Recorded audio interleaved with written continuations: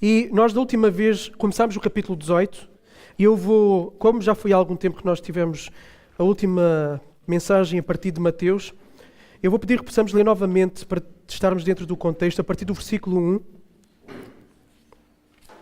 Mateus capítulo 18, versículo 1.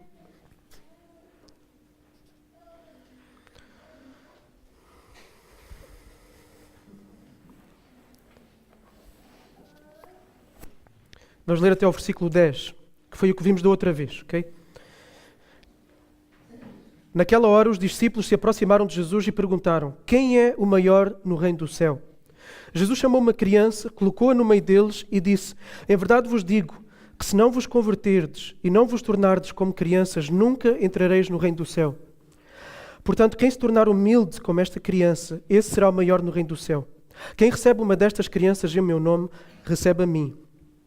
Mas a quem fizer tropeçar um destes pequeninos que creem em mim, seria melhor se lhe pendurassem no pescoço uma pedra de moinho e afundasse nas profundezas do mar. Ai do mundo por causa dos escândalos, pois é inevitável que eles venham, mas ai do homem por meio de quem o escândalo vier. Portanto, se a tua mão ou o teu pé te fizer tropeçar, corta-o e joga-o fora. Para ti é melhor entrar na vida defeituoso ou aleijado, do que tendo 2 mãos ou 2 pés, ser lançado no fogo eterno. E se o teu olho te fizer tropeçar, arranca-o e joga-o fora. Para ti é melhor entrar na vida com só o olho, do que tendo os 2 olhos, ser lançado no inferno de fogo. Atenção, não desprezeis nenhum destes pequeninos, pois eu vos digo que os anjos deles no céu sempre veem a face do meu Pai que está no céu. Então aquilo que nós vamos ver neste capítulo 18 inteiro é Jesus a falar da comunidade dos seus discípulos. Okay? Jesus está a falar da comunidade que é a igreja, constituída por todos aqueles que são os seus discípulos. E a passagem começa aí no versículo 1, vamos só fazer uma recapitulação breve. A passagem começa com os discípulos a ter uma disputa entre eles sobre quem seria o maior no reino dos céus. E nós vimos que provavelmente essa disputa vinha pelo facto de Pedro ter recebido uma grande repreensão por parte de Jesus. Okay? Pedro tinha sido repreendido por Jesus porque Pedro tentou desviar Jesus do propósito, que era o propósito de Jesus, que era ir à cruz. E ele disse, não, calma aí, nunca isso pode acontecer a ti. Então Pedro era aquele que no grupo tomava sempre a iniciativa, respondia em nome do grupo, ele era o líder nato do grupo. Okay?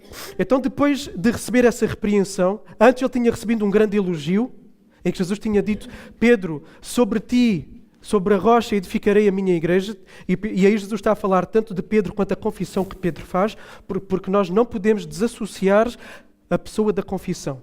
Okay? A confissão de que Jesus é o Messias, o Filho do Deus vivo. Então Pedro fez essa confissão e Jesus vai dizer, Pedro, sobre ti edificarei a minha igreja, sobre ti, sobre essa confissão do Evangelho, edificarei a minha igreja. Nenhum dos outros discípulos recebeu este elogio. Então Pedro recebeu esta afirmação por parte de Jesus. Agora, depois ele recebe essa reprimenda, e o que é que os discípulos vão de pensar? Bom, Pedro já foi posto na gaveta, agora há espaço para algum de nós. Que então eles estavam a disputar quem é que seria maior no reino dos céus. E Jesus então vai chamar uma criança. Jesus vai-lhes dizer que eles são frágeis, vulneráveis, dependentes, com debilidades, com necessidades, tal como uma criança é necessária e dependente dos seus pais e de autoridade e de apoio e ajuda. Jesus está a dizer-lhes que se eles querem ser grandes no reino dos céus, eles têm que reconhecer o quão pequenos, o quão carentes de sabedoria, vulneráveis e frágeis são, tal como uma criança. Então Jesus diz que eles têm que se converter. Ou seja, eles têm que se virar de uma vida voltada para si mesmos, uma vida de orgulho, para uma vida de humildade, de dependência diante de Deus. Então nós vimos assim que uma das afirmações que nós podemos fazer é a grande marca do cristão é a humildade. E a grande marca do cristão é a humildade. E por conseguinte, a marca de uma igreja que é o lugar que reúne os cristãos deve ser o quê? A humildade. A igreja deve ser o lugar com mais humildade na terra por metro quadrado. Pelo facto de estarem lá cristãos que por sua vez devem ser humildes. E depois há uma afirmação bombástica que Jesus vai fazer aí, que é, Jesus vai dizer que quem recebe uma dessas crianças é a mesma coisa que receber o quê? A Ele mesmo. Isto diz-nos que a forma como nós tratamos os nossos irmãos em Cristo É a mesma forma como nós estamos a tratar quem? Cristo. Então, se ferimos, se falamos mal, se fofocamos, se enganamos, se mentimos, se desprezamos, se inferiorizamos, se alimentamos preconceito, é a mesma coisa que estar a fazer isso com Cristo. Maldizer Cristo, falar mal de Cristo, ferir Cristo, exatamente a mesma coisa.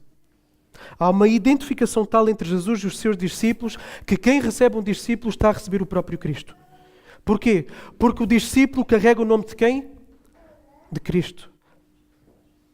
Quem é que ele carrega dentro de si? O Espírito de Cristo. O Espírito de Cristo está nele.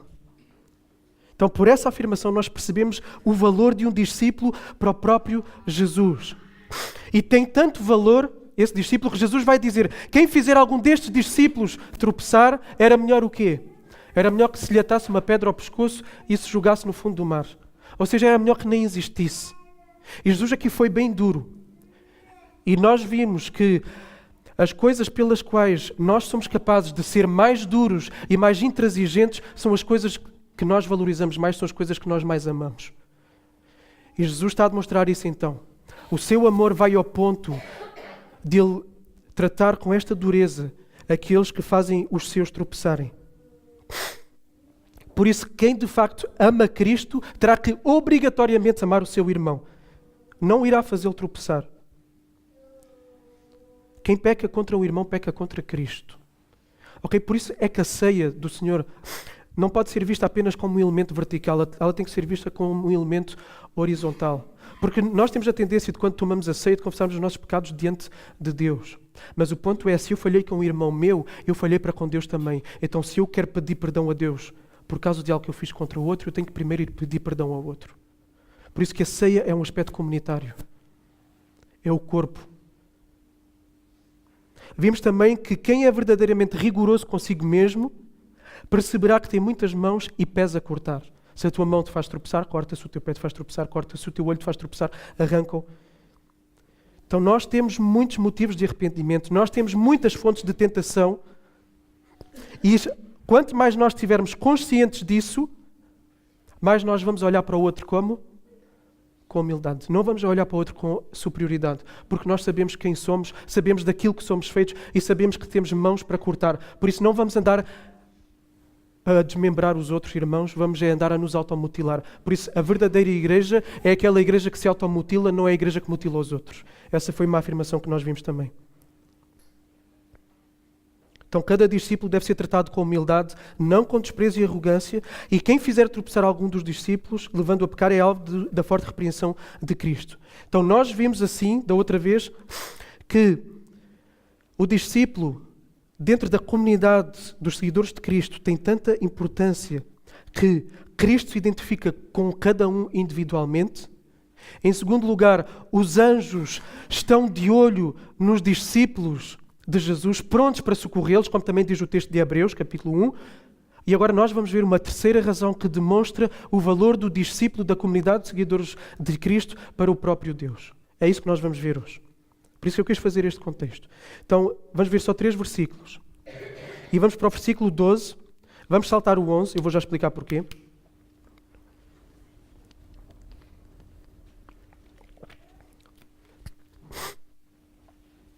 O versículo 11, em algumas das vossas Bíblias, aparece como? Entre parênteses retos. Okay? Então, nos manuscritos, nos considerados melhores manuscritos, esse versículo não está. Okay? Foi acrescentado possivelmente por um copista depois. Agora, o que está aí não é nenhuma mentira. Okay? O que está aí não é nenhuma mentira, é uma verdade que pode ser corroborada por outras partes das Escrituras e pelas próprias palavras de Jesus. Okay? Mas nós iremos para o versículo 12, que apenas vai reforçar aquilo que está dito no versículo 11. Então, versículo 12. Que vos parece? Se alguém tiver 100 ovelhas e uma delas se extraviar, não deixarás 99 nos montes para ir em busca da que se extraviou? E se acontecer de achá-la, em verdade vos digo que terá maior alegria por essa do que pelas 99 que não se extraviaram. Do mesmo modo, não é da vontade do vosso Pai que está no céu que um só destes pequeninos pereça. Ok? Vamos orar. Senhor Deus, rogamos que a Tua palavra possa fazer o efeito que Tu queres que faça nesta manhã em cada um dos nossos corações. Que o Teu Espírito fale, que o Teu Espírito vá até ao mais profundo de cada um de nós que está aqui nesta manhã. Que não resistamos à Tua palavra. Aliás, que o Teu Espírito rompa todos os grilhões das portas que nós queiramos trancar, Senhor. Senhor, não batas à porta do nosso coração. Arromba a porta. Porque sabemos que aquilo que Tu queres fazer em nós é algo maravilhoso e é o melhor para nós. Então pedimos-te, Senhor, que Tu nesta manhã não peças licença, mas que Tu nos invadas com o Teu amor. No nome de Jesus. Amém. Então, o primeiro ponto. O verdadeiro crente pode desviar-se. O verdadeiro crente pode desviar-se. Para quem está a tomar anotações. Então, esta parábola de Jesus é bem fácil, bem simples, dá para compreender com toda a facilidade. Esta parábola fala-nos de um homem que tinha 100 ovelhas. E 100 ovelhas era a média do número de ovelhas que um rebanho na Palestina tinha. Okay? Não é nada surpreendente, é uma média que acontecia lá. Então, e as ovelhas aqui na parábola referem-se a quem? Aos discípulos. Lembrem-se do contexto. Estamos a falar dos discípulos, da comunidade dos discípulos do Senhor. Então, são os discípulos. E é comum também no Antigo Testamento o rebanho, as ovelhas, serem a imagem que os escritores, que o próprio Deus, por meio dos escritores, usa para se referir ao seu povo. E se lembrarem, um dos textos mais conhecidos da Bíblia em todo o mundo, qual é? Salmo 23. O Senhor é o meu pastor e nada me faltará. Então daí depreende-se que eu sou ovelha individual do Senhor. Okay? Depois, o povo de Israel era o rebanho de Deus. Isso está explícito também em vários lugares. Por exemplo, no Salmo 74:1 diz: ó Deus, porque nos rejeitas para sempre? Porque a tua ira se acende contra o rebanho que tu pastoreias. Então o rebanho é pastoreado pelo Senhor. E pelo que tínhamos visto já na passagem anterior, é possível que desse rebanho alguém se desvie. É possível que um discípulo tropeça. Por isso é que Jesus vai dizer: ai daquele por meio do qual esse discípulo tropeça. Era melhor que nem existisse. Então é possível que de facto uma ovelha se extravie, que se perca do rebanho.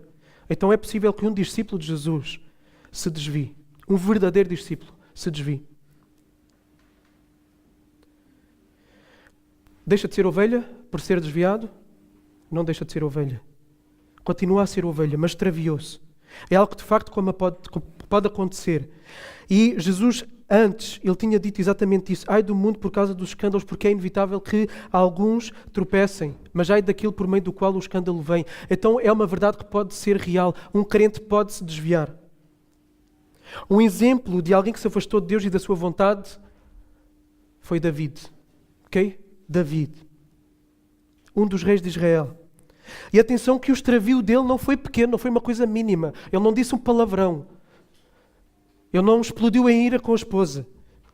Ele deitou-se com uma mulher casada, engravidou essa mulher, depois quis disfarçar essa gravidez, arrumando um esquema para que o marido dela se deitasse com ela. Ele ainda o embriagou, porque ele não queria se deitar com ela, porque os companheiros dele estavam na batalha e durante o tempo de batalha eles não podiam ter relacionamentos sexuais com as suas esposas e ele não queria ser o único a ter esse privilégio em relação aos demais companheiros dele que estavam na mesma situação que ele. Então ele não se quis deitar com ela, então ele não se deitou com ela e David, para tapar a situação toda, o que é que ele faz? Manda assassinar esse homem. Manda esse homem para a frente de batalha. Para a frente de batalha é sinónimo de morrer. E ele morre. Agora imaginem um irmão aqui da igreja que faça exatamente isto. Tal e qual. Um irmão da igreja que se deite com uma mulher casada da igreja, ela engravida, eles tentam arrumar um esquema para disfarçar, o esquema não resulta e ele arruma um esquema, ele arruma uma forma de o matar. E mata-o. Um irmão da igreja. O que é que nós vamos pensar dele? Será que é nosso irmão ou não é? Será que é alvo do perdão de Deus ou não é? Não, é que as histórias bíblicas às vezes estão tão lá atrás, que para nós estão lá atrás. E precisamos de pô-las no contexto do aqui e do agora para percebermos a intensidade das coisas. Outro foi Abrão. Que Deus prometeu a Abrão que ele seria pai de multidões, que por meio dele todas as famílias da terra seriam abençoadas. E Abrão está a caminho da terra para o qual Deus disse que ele iria, que Deus lhe prometeu, E no meio ele passa pelo Egito. E quando ele passa pelo Egito, ele tem consciência que a sua esposa é linda. Como todo marido tem consciência em relação à sua esposa, que a sua esposa é linda. Ok? Todos os maridos dizem amém? Amém. Ok? Então, Abraão vai, ele sabe que a sua esposa é linda. E ele tem medo que, se as pessoas desse povo souberem que ela é sua esposa, o matem para ficar com ela. E então ele vai afirmar que ela é sua irmã. O que não era mentira, era uma meia verdade. Só que o objetivo dele era levar as pessoas a crer naquilo que não era verdade. Por isso, uma meia mentira ou omissão de alguma coisa pode ser tão grave quanto uma mentira. Porque o objetivo da omissão ou da meia verdade é levar que o outro pense algo diferente daquilo que é a verdade. Portanto, não vamos entrar por esses caminhos. Então, ele mente acerca dela. Ela é tomada para o harém do faraó do Egito. O que é que se faz no harém? Não é preciso dizer, ok? Ele levou a sua esposa a se deitar com outro homem. Levou ela a pecar. Levou o líder daquele povo a pecar. O homem, o pai de multidões, que seria uma bênção para todas as famílias da terra. Um dos maiores exemplos para o povo de Israel e para os cristãos. Outro discípulo que se extraviou foi Pedro. Este é o exemplo mais clássico e que todos nós conhecemos bem a história, a maior parte de nós aqui. Pedro, grande discípulo de Jesus, disse que enfrentaria o mundo por Jesus, daria a volta ao mundo por Jesus, faria tudo por Jesus. Chega o momento da verdade, Jesus é preso, ele fica apavorado, ele teme pela própria vida e ele publicamente vai dizer: eu não conheço Jesus. Eu não conheço Jesus. O que é que aconteceria se entrasse aqui um grupo do Daesh, do ISIS, com metralhadoras, para assassinar todos aqueles que se afirmam como cristãos? E se nós sabemos que a pessoa do lado, que a gente achava que era, ou acha que é cristã a vida toda, que esteve do nosso lado, e ela nega Jesus ali em público só para poder safar a pele, o que é que nós vamos pensar dele? Foi o que Pedro fez. O que é certo é que estas três personagens são das pessoas mais respeitadas, mais admiradas, mais amadas nas Escrituras. Mas, no entanto, e também os mais piedosos, mas, no entanto, eles desviaram-se de uma forma horrível, que se acontecesse com algum de nós aqui, nós olharíamos de lado e de alto a baixo. Por isso, se homens mais piedosos das Escrituras se desviaram dos caminhos do Senhor e de forma tão feia, não nos admiremos se isso acontecer aqui, conosco, na nossa igreja, na Ação Bíblica de Faro. O crente mais sagrado, mais consagrado, o crente mais entregue, mais dedicado a Deus, pode se afastar do Senhor. Isso é um facto, isso pode acontecer. E pode ser o teu caso nesta manhã. Podes ser tu que estás nesta condição nesta manhã. Agora, podes não estar fisicamente afastado do rebanho. O teu coração é que pode estar longe. Longe de Deus. Longe da comunhão, da verdadeira comunhão com a igreja. Pode estar presente aqui, mas comunhão com Deus e comunhão verdadeira com a igreja não existe.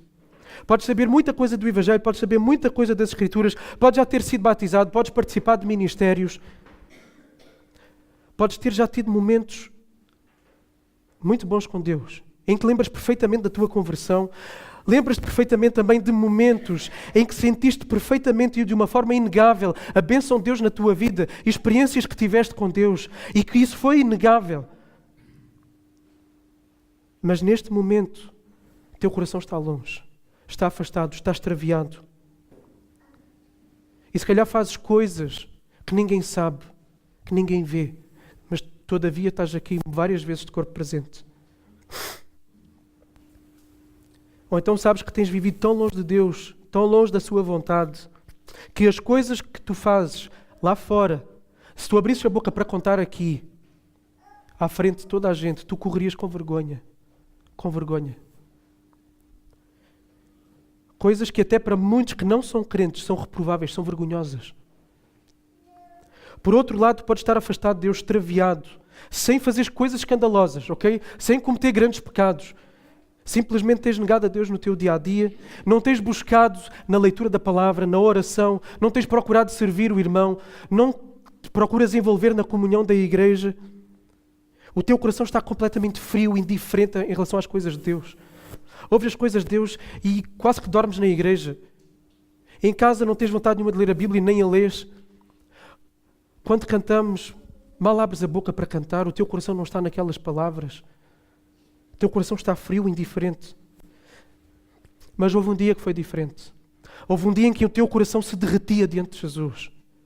em que tu lias a palavra com fome e com sede, só querias era ler e ler mais, em que tu cantavas e não conseguias fazer com que os teus olhos não ficassem marejados devido àquilo que estava a cantar, em que tu partilhavas do Evangelho com os outros e tinhas essa vontade e às vezes até exageravas naquilo que querias falar com os outros, e insistias tanto e até era demasiado, exigias dos outros e de ti mesmo coisas que hoje percebes que não há tanta necessidade de exigir, mas tudo isso era movido pelo teu entusiasmo, pela tua sede, pelo teu amor intenso por Jesus, pelas coisas de Deus. E se calhar já estiveste nesse lugar, mas agora estás num lugar completamente oposto. Coração frio, indiferente, que já não se mexe. Cada um de nós nesta manhã possa se autoanalisar a fim de perceber onde é que está. Onde é que está em relação a Deus? Onde estás tu? Estás perto? Estás afastado? Que vida cristã é que tu tens vivido? Uma vida de consagração, uma vida de busca de santidade, em que o teu coração pulsa por Deus, tens afeições por Deus, ou uma vida de indiferença?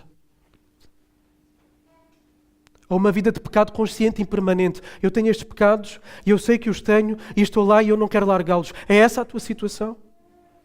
Eu tenho pecados e eu não quero largá-los. Se és uma ovelha afastada, ainda que seja só no coração, reconhece-o hoje mesmo diante do pastor. Diz: o meu coração tem estado afastado de ti. Tem estado longe, tem estado indiferente, tem estado mergulhado em pecado. Reconhece isso diante do pastor. Porque neste momento ele tem olhos só para ti. Neste momento ele tem olhos só para ti. E é esse o segundo ponto do nosso sermão. O pastor tem olhos para cada uma das suas ovelhas. E a ideia deste cuidado está presente nos 3 versículos. Desde que vos parece alguém tiver 100 ovelhas e uma delas se extraviar, não deixarás 99 nos montes para ir em busca da que se extraviou? E se acontecer de achá-la, em verdade vos digo que terá maior alegria por essa, do que pelas 99 que não se extraviaram. Do mesmo modo, não é da vontade do vosso Pai que está no céu que um só destes pequeninos pereça. Um pastor de ovelhas conhece cada uma delas, conhece as manchas que tem, conhece os tamanhos, conhece as feições do corpo, do rosto, que são diferentes, conhece cada uma das ovelhas. Tanto que se uma das ovelhas não está lá, ele reconhece. Cada ovelha não é apenas um número, cada ovelha é uma ovelha que ele conhece. Aquela ovelha não era apenas mais uma no meio das outras. E aqui na parábola o que o pastor faz é ir buscar essa ovelha que se extraviou. Ele deixa as 99, provavelmente com o outro, e vai buscar a que se extraviou. Percebemos também que aquilo que ele sente por essa ovelha é grande amor, porque ele deixa as 99. E as ovelhas eram fonte de lucro para as pessoas. E então ele vai, e ao encontrar a ovelha, o que é que ele sente? Grande alegria.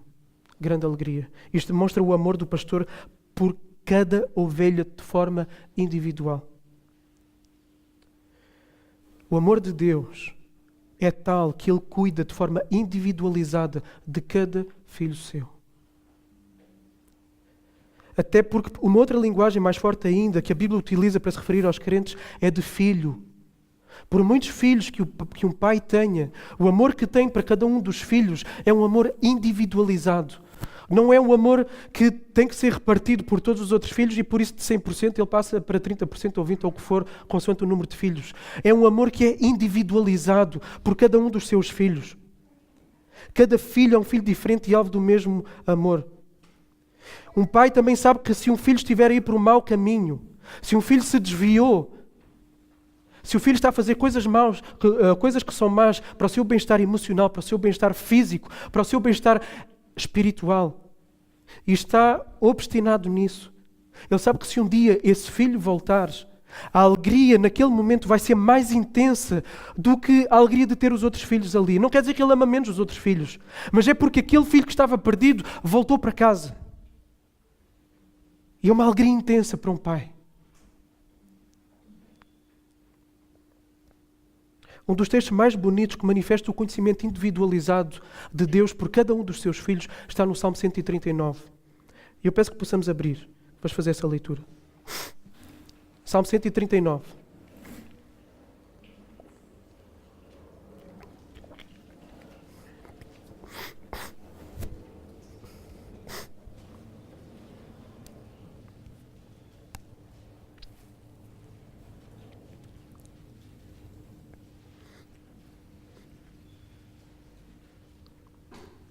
Senhor, Tu me sondas e me conheces.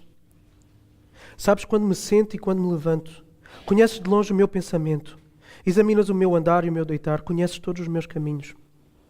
Antes mesmo que a palavra me chegue à língua, Tu, Senhor, já a conheces toda. Tu estás ao meu redor e sobre mim colocas a Tua mão. Tal conhecimento é maravilhoso demais para mim, elevado demais para que eu possa alcançá-lo. Para onde me ausentarei do Teu Espírito? Para onde fugirei da Tua presença? Se eu subir ao céu, lá Tu estás. Se eu fizer a minha cama nas profundezas, Tu estás ali também. Se tomar as asas da alvorada, se habitar nas extremidades do mar, ainda ali a Tua mão me guiará e a Tua mão direita me sustentará. Se eu disser, as trevas me encobrirão, me esconderão, e a luz ao meu redor se transformar em escuridão. Até mesmo as trevas não são escuras para Ti, mas a noite brilhará como o dia, pois as trevas e a luz são a mesma coisa para Ti, pois Tu formaste o meu interior. Tu me teceste no ventre da minha mãe. Eu Te louvarei, pois fui formado de um modo tão admirável e maravilhoso. As Tuas obras são maravilhosas.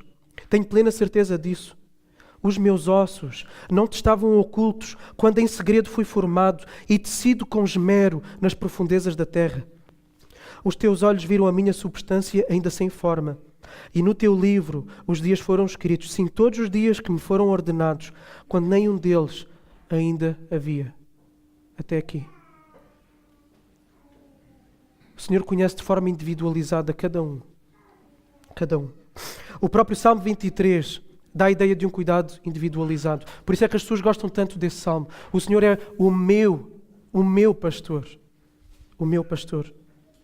O próprio Jesus manifestou também de forma clara esse cuidado individual de Deus para com o crente.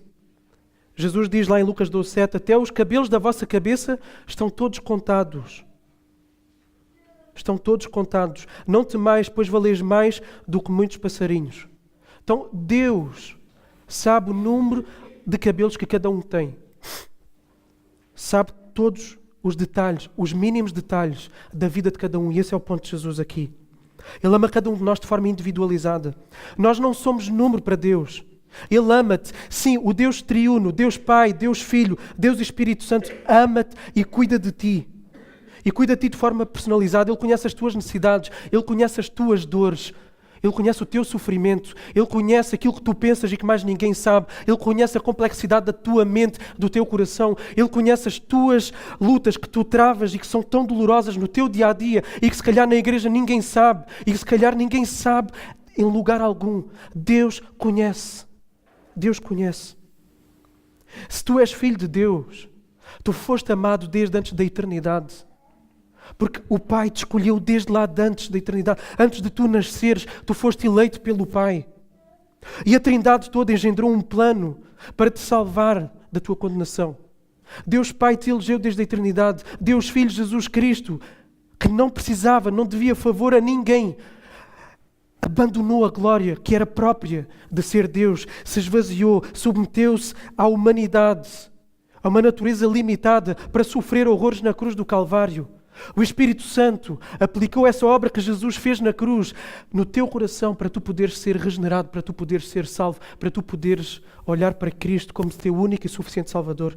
Ele deu-te a fé para tu te agarrares a Cristo.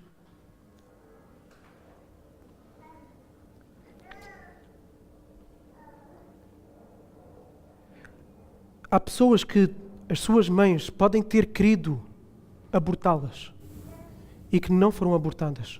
E que nasceram. E se nasceram é porque era para nascer. E em relação aos planos de Deus para a vida de cada um, não há ninguém que consiga fazer aborto algum. Ninguém. Deus Pai elege, Deus Filho concretiza, Deus Espírito faz com que aconteça.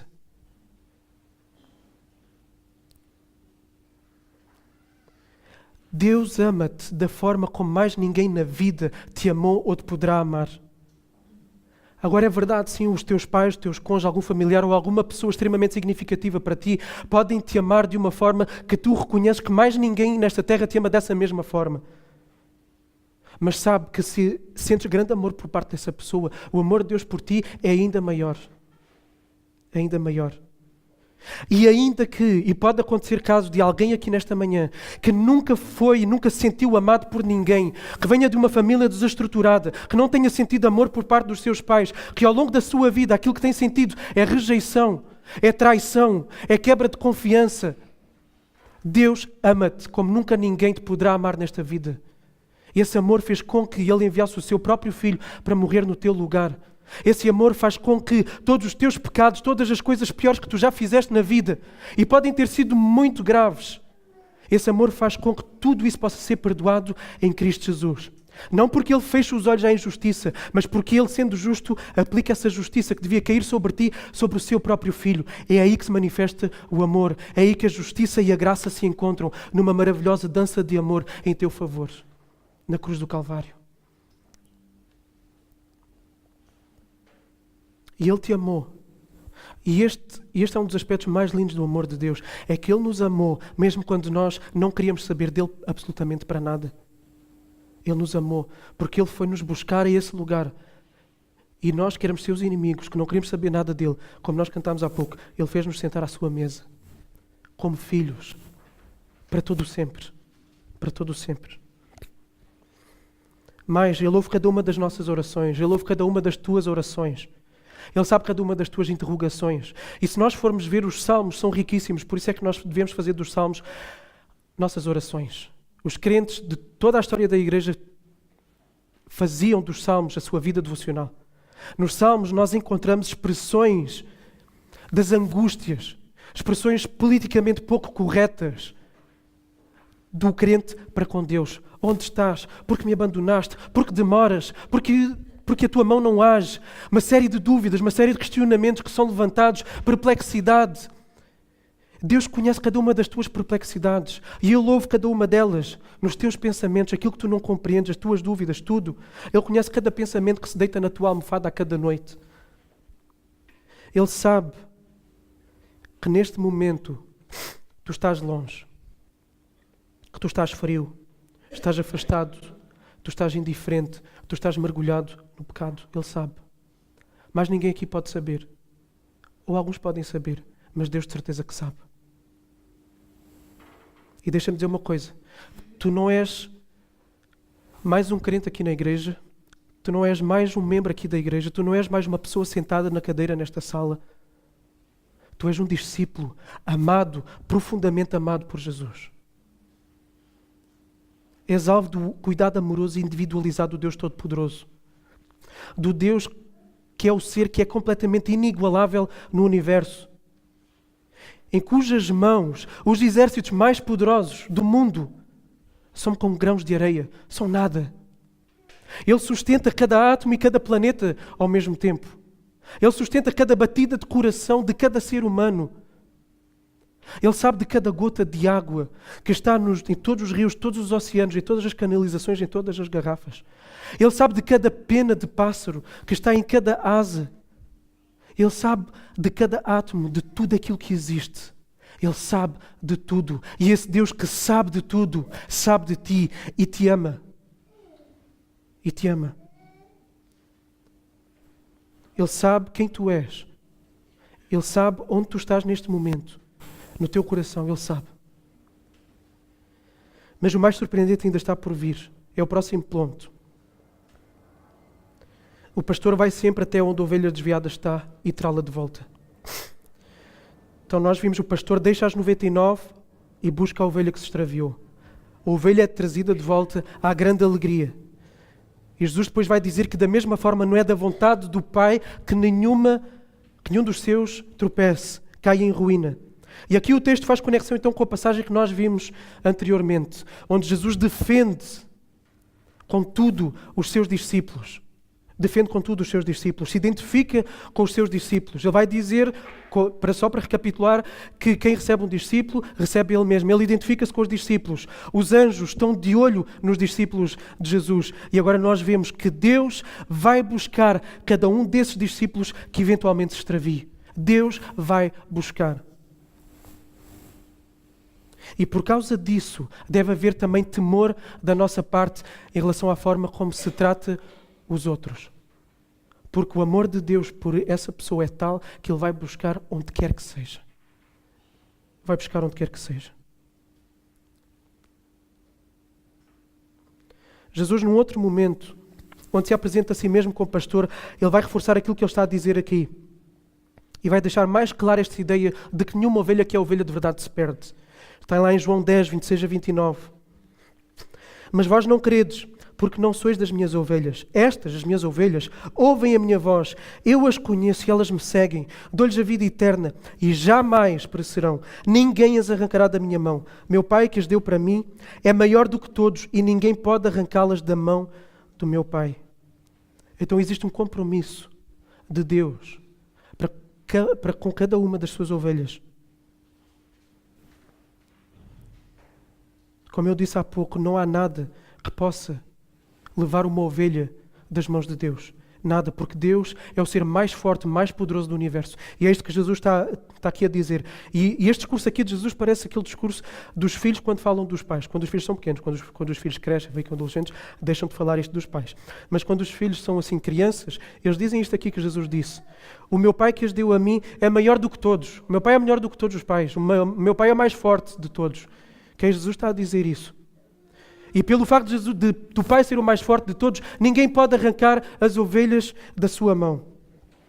Então é este o compromisso do Pai para com os seus filhos, de Deus para com os seus discípulos. Então não há nada, não há poderio militar, não há empresa multimilionária, não há governo, não há ciclone, não há tempestade, não há evento natural algum que possa tirar um filho de Deus das mãos de Cristo. Nada pode fazer isso. Deus detém todo o poder. E o mesmo Cristo, no final deste livro de Mateus, vai dizer toda a autoridade me foi dada nos céus e na terra. Jesus tem toda a autoridade. Então se Jesus diz que ninguém arrancará as ovelhas da minha mão, é porque ninguém vai arrancar. Ninguém. Ninguém. Por isso, erguer-se contra um filho de Deus, levantar-se contra um filho de Deus, engendrar pensamentos de mal, de preconceito, contra um irmão é inútil, é completamente inútil, por isso é insensato, é loucura e nem vale a pena fazer. Porquê? Porque o Deus desse meu irmão é o ser mais poderoso do mundo. E ele vai me pôr em maus lençóis se eu me meter com um dos discípulos de Jesus. Se Deus é por nós, quem será contra nós? Aquele que não poupou nem o próprio Filho, mas pelo contrário o entregou por todos nós, como é que não nos vai dar também com Ele todas as coisas? Quem é que traz alguma acusação contra os escolhidos de Deus? Ninguém. Porquê? Porque é Deus quem justifica. E quando Deus justifica alguém, toda a gente se cala. É Deus quem os justifica, quem os condenará. Cristo Jesus é quem morreu, ou pelo contrário, quem ressuscitou dentre os mortos, o qual está à direita de Deus e também intercede por nós. Quem nos separará do amor de Cristo? Será tribulação ou angústia, ou perseguição ou fome, ou privação ou perigo ou espada? Como está escrito, por amor de ti somos entregues à morte todos os dias. Fomos considerados como ovelhas para o matador. Mas em todas essas coisas somos mais que vencedores, por meio daquele que nos amou. Pois eu tenho a certeza que nem morte, nem vida, nem anjos, nem autoridades celestiais, nem coisas do presente, nem do futuro, nem poderes, nem altura, nem profundidade, nem qualquer outra coisa poderá nos separar do amor de Deus que está em Cristo Jesus, nosso Senhor. Nada separa um filho de Deus do seu Pai. Nada. Nada. Por isso o verdadeiro crente, o filho de Deus, aquele que é de facto filho de Deus, nunca se vai perder do seu Pai. Ainda que se afaste, mais cedo ou mais tarde, ele volta para as mãos do Pai. E esta é a doutrina da perseverança dos santos. O verdadeiro crente persevera até ao fim na sua caminhada cristã. Pode ser mais cedo. Pode ser quando ele começa a ver as consequências do seu pecado. Pode ser quando ele vê que Deus está a ficar longe. E ele volta porque ele não quer mais estar assim. Mas pode ser mais tarde. Porque ele teima em querer viver nesse estilo de vida que ele tanto quer viver. Mas se ele for mesmo filho de Deus, ainda que ele rebente a sua vida toda, e não precisa de ser fisicamente, pode ser espiritualmente e emocionalmente. Porque quando alguém se afasta de Deus, quando alguém se afasta dos caminhos de Deus, a tendência é o ego saltar cá para fora. Porque não está a viver a vontade de Deus. Está a viver a sua própria vontade. E quando o ego salta cá para fora, o que é que acontece? O desastre acontece. Fere-se os outros e fere-se a si próprio. Então por isso essa ovelha virá toda arrebentada. Mas virá. E o que é que acontecerá quando ela vem? É restaurada. É restaurada. Há pouco vimos a asneira do rei David. A grande asneira. Deus deixou Davi no fundo do poço do pecado? Deixou? Deus deixou Davi no seu pecado? Não. Deus enviou o profeta Natã. Deus confrontou Davi por meio do profeta Natã com aquilo que ele fez. E diz o texto, então Davi disse a Natã, pequei contra o Senhor. Natã respondeu a Davi, também o Senhor perdoou o teu pecado, por isso não morrerás. Davi foi chamado o homem segundo o coração de Deus. Não porque não tivesse pecado, mas porque quando pecava, ele voltava para Deus. Por isso, se aquilo que Davi fez foi feio, e lembram-se, chocou as nossas mentes, choca as nossas mentes de imaginar isso acontecer aqui na nossa congregação com alguém, exatamente a mesma história. Isto quer dizer que não há impossibilidade de perdão perante qualquer pecado que seja. Perante qualquer pecado que seja. Não há. O único pecado sem perdão, diz Jesus, é a blasfémia contra o Espírito Santo. E a blasfémia contra o Espírito Santo é a obstinação em não se render a Cristo. É permanecer no seu estado de pecador e afastado de Deus. Abraão, também depois de fazer o que fez com a sua esposa Sara, depois de a submeter ao que a submeteu, diz assim, o texto logo a seguir, Gênesis 13, 1-4. Abraão subiu do Egito para o Negueb, levando a sua mulher e tudo o que tinha, e lá o acompanhava. Abraão havia ficado muito rico em gado, prata e ouro. Em suas jornadas, subiu do Negueb para Betel, até ao lugar onde ele tinha armado a sua tenda anteriormente, entre Betel e Ai, até ao lugar do altar que ele havia feito. E ali Abraão invocou o nome do Senhor. Ele voltou para o Senhor. Pedro também foi restaurado. E a descrição da restauração de Pedro é lindíssima. Okay? Pedro negou Jesus 3 vezes. E Jesus vai fazer um processo de restauração emocional e espiritual com Pedro.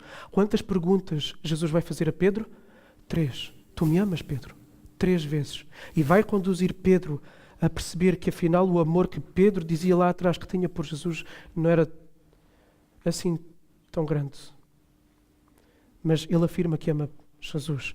E a prova de que ele é restaurado é que Jesus diz, cuida das minhas ovelhas. Pedro não foi desqualificado por causa do seu pecado. Pedro foi restaurado e tornou-se um líder da igreja. Um dos líderes da igreja. E aliás, outra coisa bonita em relação à história de Pedro é que Pedro não se afastou definitivamente por causa de um detalhe importantíssimo que às vezes passa debaixo dos nossos olhos. Que está lá em Lucas 22, 31-32. E eu vou ler. Diz assim Jesus, Simão, Simão, Satanás vos pediu para vos peneirar como o trigo, ou seja, para vos tentar. Mas eu roguei por ti para que a tua fé não esmoreça e quando voltares, fortalece os teus irmãos. Jesus fez com Pedro o quê? Intercedeu por ele. Jesus está neste momento à direita do Pai a fazer o quê? A interceder por cada um dos seus filhos. Por isso, é pela intercessão de Jesus, pelo sacrifício perfeito que Jesus fez, que lhe permite estar à direita do Pai. É por causa disso que nenhum filho de Deus pode se extraviar jamais, porque Jesus intercede por cada um dos seus. Jesus é o advogado de defesa. 1 João capítulo 1 vai dizer isso mesmo. Que ele intercede em favor dos discípulos. Agora, a oração de Jesus não é como as nossas orações. A oração de Jesus é eficaz. Aquilo que Jesus pede, porque qual é a oração que Deus responde a nós segundo a Bíblia? É a oração que é feita segundo o quê? A vontade de Deus. O nosso problema é que muitas vezes nós oramos não segundo a vontade de Deus, por isso não temos as nossas orações respondidas. Agora Jesus, que é Deus com Deus, perfeito desde toda a eternidade e para toda a eternidade, como é que acham que são as orações de Jesus? São segundo a vontade de Deus. Por isso aquilo que Jesus ora, aquilo acontece. E Jesus intercede por cada um dos seus discípulos. E por isso nenhum se perderá. Então se estás neste momento longe de Deus, se o teu coração tem andado longe da presença de Deus, onde um dia sim já te banqueteaste com Deus, já saboreaste a presença de Deus, e agora sabes que tens andado a comer bolotas junto com os porcos, tal como na parábola do filho pródigo. Porque é isso que acontece, uma pessoa que se afasta de Deus, é exatamente essa a sensação. E quem aqui já esteve afastado de Deus sabe que é exatamente essa sensação, que nada sacia. E que na verdade aquilo que procura trazer para preencher, não só não traz saciação, como inicialmente pode trazer prazer, porque está a saciar a fome, como certamente alguém que está morto de fome ao comer bolotas sente uma saciação de fome. Mas são bolotas. Não é um prato de carne. Okay? Não é saboroso, não é cheiroso. E é a mesma coisa quem está afastado de Deus. Vai procurar coisas que nunca vão saciar. E algumas, obviamente, podem ser negativas e vão fazer mal, mas até há outras coisas que são bênção, que são coisas que Deus nos dá nesta vida. Família, trabalho, bens materiais, música, entretenimento, hobbies, uma série de coisas. Mas essas coisas nunca vão saciar como Deus sacia. E essas coisas têm lugar se forem debaixo da bênção de Deus. E, aliás, elas são exponencializadas ou potencializadas quando se vivem debaixo da bênção de Deus. Tudo isso é vivido com contentamento e com uma gratidão enorme a Deus, porque sabe quem é a fonte de todo o bem, que é Deus. E eu estou a viver aquilo porque eu sei que Deus me deu. Agora, se eu vivo longe de Deus, a minha vida não será mais do que comer bolotas no meio de porcos, todo sujo, enlameado e mal cheiroso.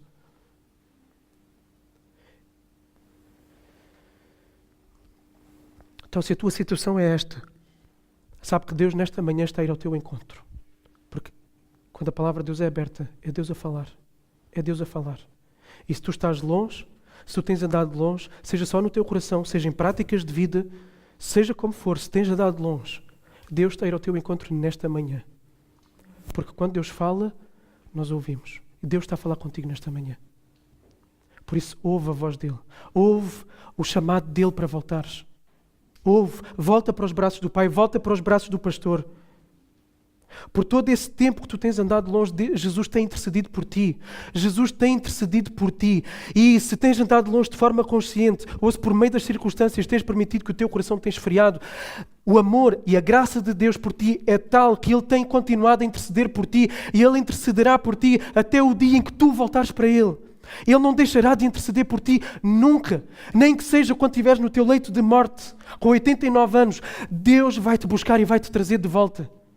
Deus vai-te buscar e trazer de volta se és verdadeiramente filho de Deus. Mas que não seja nesse dia, por favor. Que não seja nesse dia. Porque numa vida inteira longe de Deus, há muitas coisas que nós iremos fazer que vão trazer mal a nós e àqueles que estão à nossa volta. E vão deixar marcas. E tu, por estares andado afastado de Deus, podes ficar com marcas para o resto da tua vida. Cicatrizes para o resto da tua vida. Deus pode restaurar, sim, mas são coisas que tu vais guardar como memória e com vergonha para o resto da tua vida. E que vão influenciar a forma como tu vês os outros, como tu te relacionas com os outros, como tu olhas para ti mesmo por causa do pecado. Então não queiras que seja aos 89 anos. Que seja hoje. Que seja hoje o dia. Que seja hoje o dia. Jesus tem orado por ti. E a prova que Ele tem orado por ti é que tu tens sentido incomodado. Tu sentes-te incomodado. Porque o verdadeiro crente, quando está longe de Deus, não deixa de sentir aquele incómodo. E por muito que possa ir abafando na sua consciência e lutando contra a sua consciência, ele vai sempre sentir naquilo que ele está e naquilo que ele faz como um peixe fora d'água. Desadequado, fora do sítio. Sente-se mal, não se sente bem, não tem satisfação completa. Agora é verdade, sim, eu posso me ir habituando. A consciência pode ir ficando cauterizada. Mas sempre ficará aquele grãozinho. Aquela pedrinha, sabem, quando está dentro do sapato, é minúscula, mas ela incomoda. Na consciência do verdadeiro crente, vai estar sempre aquilo a incomodar. Por mais que se procure abafar, quando se vai deitar no fim do dia, sabe que há um Deus que o ama e que Ele está de costas viradas para o seu Pai. E sabe que um dia irá voltar e terá que voltar. E tu sabes isso. Tu que tens afastado e que tens procurado abafar Deus na tua consciência, tu sabes disso. Aquele grãozinho está lá. Jesus está a interceder por ti. Então Deus está a falar. Deus está a falar por meio da palavra, por meio do Espírito, para que tu voltes hoje mesmo aos braços do Pai. Ele quer te restaurar. E David, depois de todo aquele processo, ele vai escrever o Salmo 51. E aquilo que ele vai dizer no Salmo 51, em que ele confessa o seu pecado a Deus, ele diz: restitui-me a alegria da salvação. Porque o verdadeiro crente perde a alegria da salvação. E é por isso que o coração fica indiferente. Já não há aquela alegria da salvação. Então é preciso orar: Deus, eu sei que eu tenho andado afastado. Eu sei que eu tenho andado longe. Eu sei que o meu coração está frio. Dá-me outra vez essa alegria. Dá-me outra vez esse amor. Então não fujas mais. Não lutes com Deus.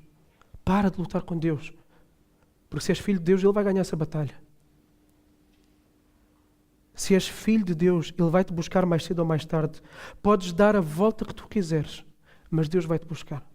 Deus vai sempre buscar as suas ovelhas, sempre. E que isto seja um conforto para aqueles de nós que temos pessoas aqui, pessoas que amamos, sejam familiares, pais com filhos, sejam amizades profundas, de pessoas que nós sabemos que um dia era o nosso exemplo, ou que nós víamos nelas pessoas tão consagradas, pessoas dedicadas, que até foram batizados, que participavam de ministérios, pessoas que nós amamos profundamente e que neste momento estão afastadas. Que sirva de conforto para nós a verdade de que se eles são de facto filhos de Deus, eles vão voltar. Qual é o nosso papel? Juntar-nos a Jesus na intercessão. Orar para que eles voltem. Não só orar, continuar a demonstrar amor. Eles podem estar a tomar opções de vida negativas para eles, destrutivas para eles. Nós podemos dizer, isso é mau. E podemos confrontá-los com isso. Mas ao mesmo tempo vamos continuar a demonstrar amor, demonstrar sempre amor e dizer, tu podes voltar para aqui, tu podes voltar para a casa do Pai. Tu quando voltares não vais ser escorraçado, tu não vais ser criticado por aquilo que tu fizeste, tu vais ser restaurado. Porque Deus restaura. E a igreja, a comunidade de Deus, restaura também aqueles que voltam. A igreja não é para apontar o dedo. O dedo aponta-se no processo em que a pessoa está no pecado obstinado para tentar ganhar a pessoa e com amor. Depois que a pessoa vem, acabaram os dedos apontados. Depois que a pessoa vem, não fala mais. Não se acusa mais. Não se fala mais no pecado. Está perdoado.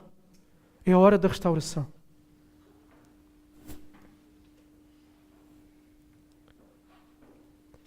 Deus não te rejeita.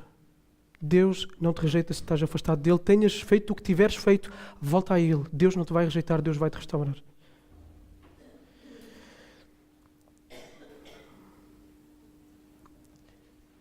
E deixem-me dizer outra coisa. Quem está aqui e sabe e tem consciência que esta palavra é para si, porque há aqueles momentos em que parece que o sermão foi todo escrito para nós. Há esses momentos. E nesses momentos, sabemos que Deus está a falar connosco. É para responder. É para responder.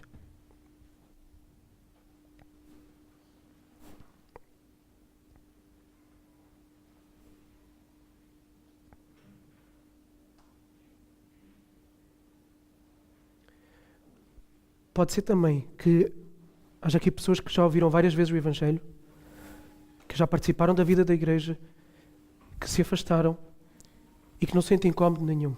Nada. Não mexe nada. Nem sequer existe aquele grãozinho na cabeça. Isso pode querer dizer uma coisa. Pode querer dizer que essa pessoa nunca foi salva. Que nunca foi verdadeiramente crente.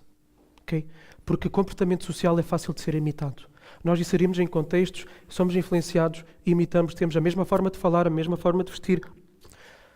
Somos influenciados e contextualizamos. Pode ter sido um momento de emoção um dia, pode ter sido alguma coisa, fez sentido, ok, mas nunca houve uma conversão genuína. Então deixa-me dizer, se este é o teu estado, se tu te sentes afastado, mas de facto nem isto aqui que está a ser falado nesta manhã mexe contigo absolutamente nada, então é porque muito provavelmente tu nunca foste salvo.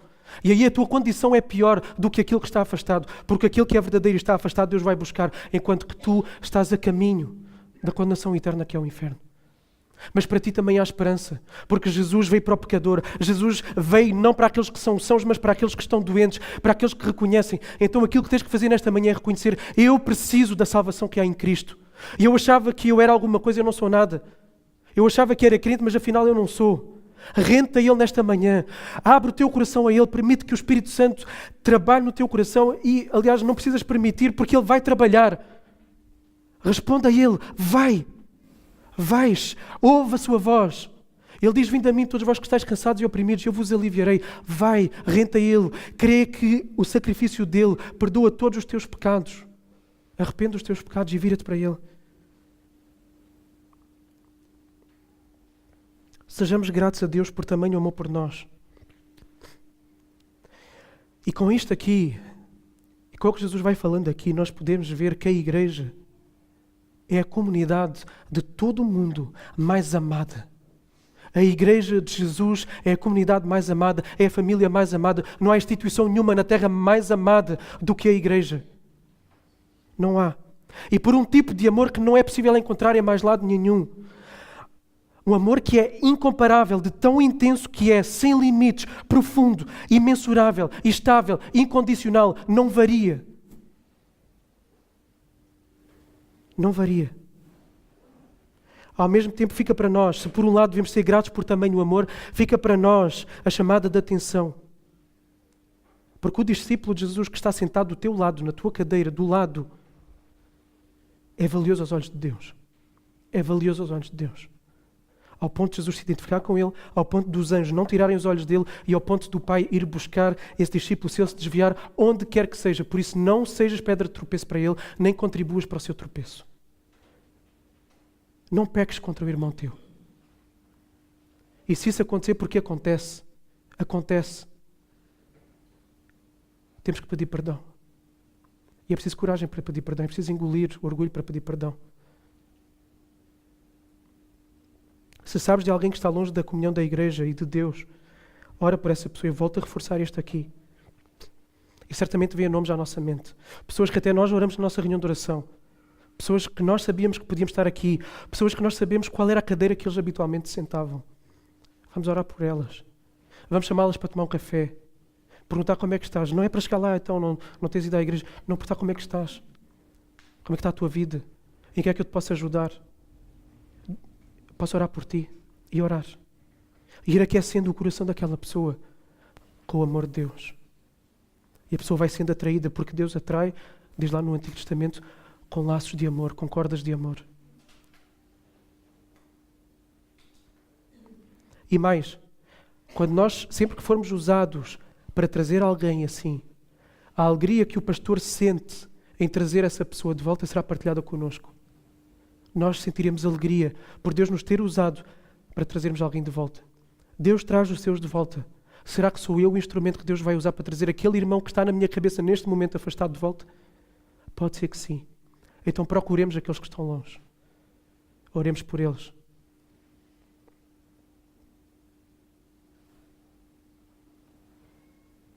Nós vimos então que um cristão pode desviar-se, pode tropeçar, mas o amor de Deus por ele é tal que ele é cuidado de forma individualizada e o próprio Deus vai ao encontro de cada ovelha sua para trazê-la de volta. Vamos orar.